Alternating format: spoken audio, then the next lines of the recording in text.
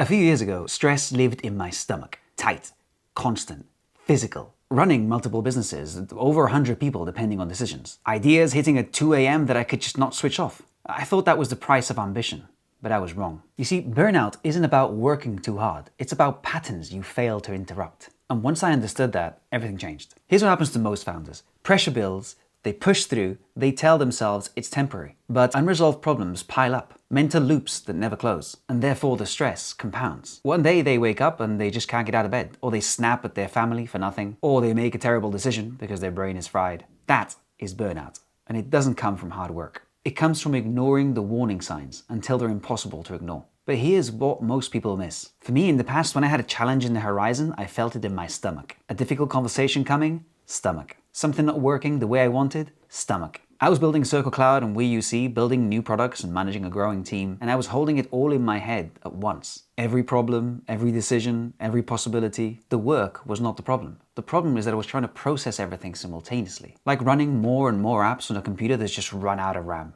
Eventually, everything crashes. My wife Danielle pointed it out a few times. She said, you're going too deep into this. When focus was becoming an obsession, when I was sacrificing family time over something that could wait. Recently, she called it out with this content creation system. Before that, it was when I was building the scheduler app. I was vibe coding it early mornings, evenings, weekends. Because when something captures my attention, it's all I can think about. Ideas just come constantly. Working out, sauna, eating, sleeping. I have tried to write them down and act on them as soon as possible, but here's what I learned. There's a big difference between being in work mode and being consumed by work. One is sustainable, the other leads to breakdown. And the difference is not willpower, it's not discipline, it's patterns. Patterns of thinking, patterns of processing, patterns of rest. And if you get the patterns right, you can work constantly because work stops feeling like work. It becomes like play. If you get the patterns wrong, even reasonable hours can destroy you. So let me share the 3 patterns that changed everything for me. And I'll start with the one that sounds simple, but took me years to actually do. Most people zoom in on their problems. They get closer, obsess over details, making the problem bigger in their mind. I learned to do the opposite. When something happens in my business that I don't want, I zoom out. I ask, in the grand scheme of things, is this actually a big deal? Is it going to put us out of business? If yes, I zoom out further. Will I still be able to provide for my family?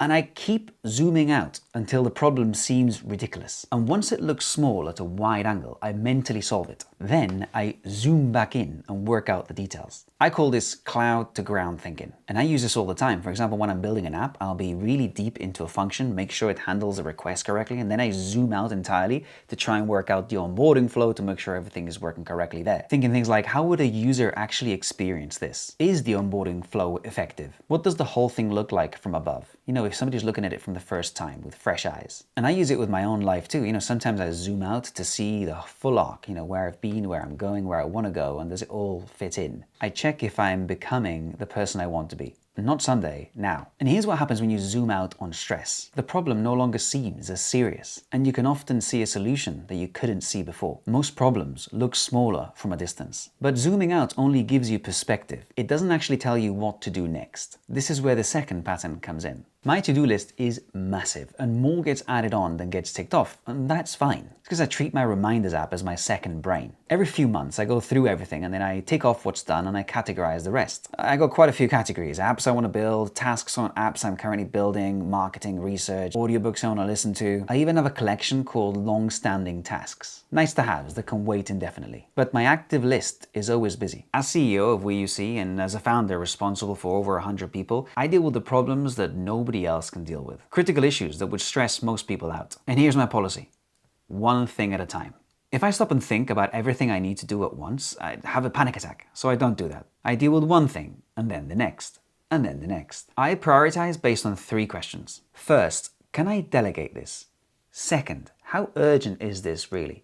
And third, how motivated am I to do this right now? And that third one matters more than people realize. Motivation is fragile. It has an expiry date. Sometimes the thing you're most motivated to do is exactly what needs doing. Not because of urgency, but because something in you knows it's right. I'll talk more about motivation in another video, where I'll explain why timing matters and why you have to act when the moment is right. But for now, remember this. The trap is trying to hold everything in your head. Your brain cannot process 10 problems at once. It will crash, one thing at a time. Simple to say, hard to follow. But even with these two patterns, sometimes overwhelm still hits. And that's where the third pattern saved me. Sometimes I still get overwhelmed. I feel the pressure of everything that I'm managing. Difficulty focusing, sometimes I don't see the light at the end of the tunnel. I sometimes feel down and have self-doubt. But I recognize these moments now. I know the feeling means something else has triggered it. Something probably happened in the day, news I received, or a conversation that went badly. But here's what I learned. For me, a good night's sleep and a good workout the next morning is the best medicine. I've not had a single instance of feeling overwhelmed where a good night's sleep and a good workout the next day didn't make me feel at least a little bit better. Not once. Clarity normally comes during the night. At some point when I'm asleep, I wake up or something, or sometimes the next morning. And in more difficult cases, it takes a few days. Often the solution will come in the sauna after a workout. When the body is stressed, the mind follows. When the body resets, the mind resets too. Overwhelm and stress is not a permanent state. It's your mind telling you something needs to shift. And normally stress comes as a result of something that you know you should be doing right now, but you're not doing. And the answer is rarely to work harder. The answer is usually to stop.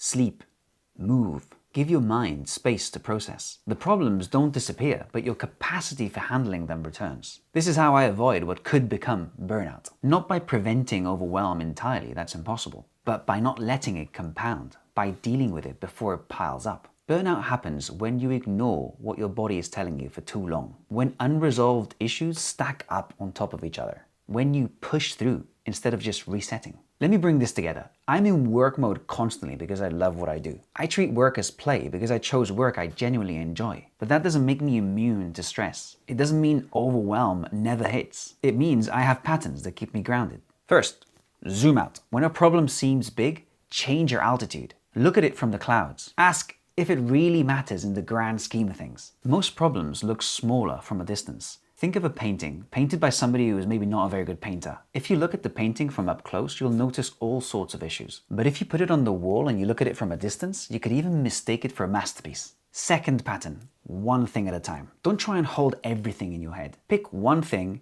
do that one thing, then pick the next thing. Prioritize based on delegation, urgency, and motivation. Third, reset when you need to. Recognize when overwhelm hits. Don't push through. Sleep, work out.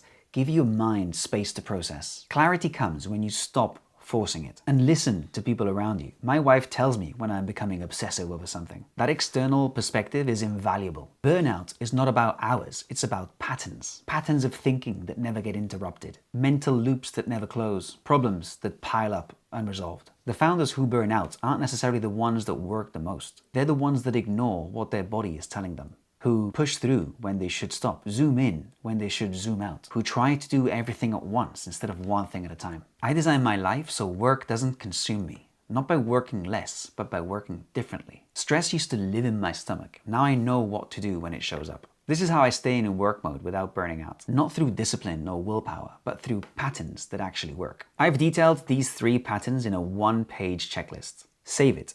Use it when stress hits. The link is in the description. It takes 30 seconds to grab. In the next video, I'm going to talk about motivation, why I think it's perishable, and why timing matters so much. And a story about my father building a train station in our garage that taught me everything about when to act on an idea. If you have ever had a moment where everything just feels like too much, where the to-do list seems infinite and pressure seems unbearable, know that it passes. Sleep, move, zoom out, and one thing at a time. Burnout isn't inevitable for everybody, but it's a pattern problem, and patterns can be changed. Subscribe if you want more of this, and don't forget to get your patterns checklist from the link in the description. See you in the next one.